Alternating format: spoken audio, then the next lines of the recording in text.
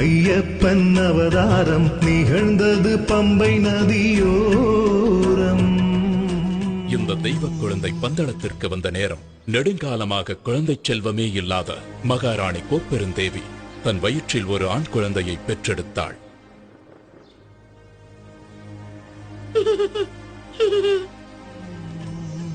மணிகண்டனுக்கு கல்வி கற்கும் காலம் வந்துவிட்டது. அவனை குருகுலத்திற்கு அனுப்ப வேண்டும்.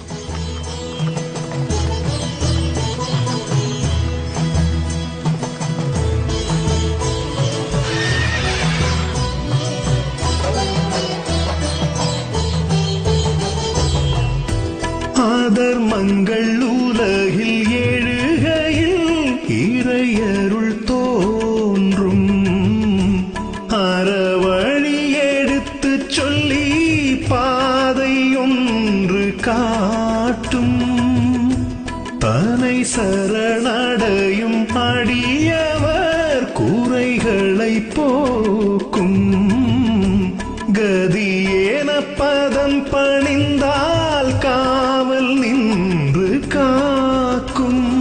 கண்ணுக்குள் நின்றாடும் கருணை கடலே, எந்நாளும் கரை சேர்க்கும் நம் வாழ்வினையே. கண்ணுக்குள் நின்றாடும் கருணை கடலே,